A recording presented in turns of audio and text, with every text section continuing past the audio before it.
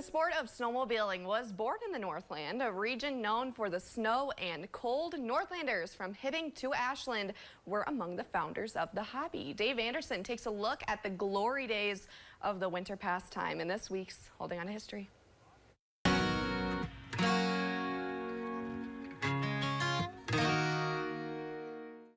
This Model D500 is the first Arctic cat sold in Tower-Soudan.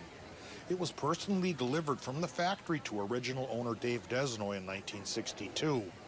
After Desnoy passed in 2002, the machine has been treasured by several collectors, including Wes Vork. Things start easy, runs great. The very first snowmobile is arguably the Elias and motor toboggan, invented in Sainer, Wisconsin, and made from 1924 to 1964.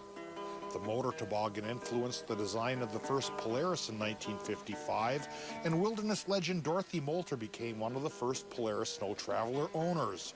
Edgar Hattin was the guy that started Polaris. He lived up in Roseau. Another pioneer of heavy steel rear-engine snowmobiles was Abe Matthews of Hibbing, who built several hundred Trailmaker sleds from 1962 to 1965.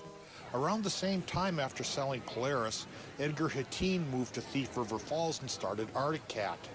Production numbers started pretty low. I think the first year like these, they built less than 100.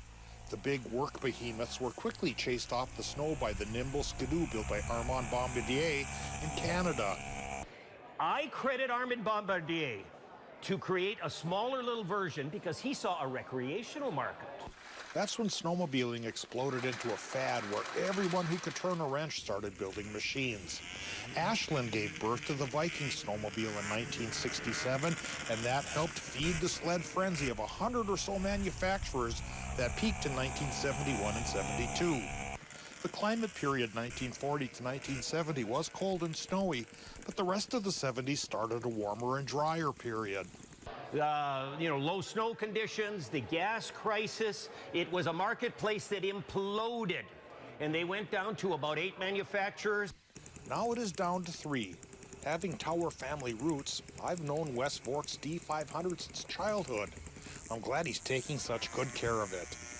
Holding on to the handlebars of history in Duluth, Dave Anderson, Northern News Now. There he is.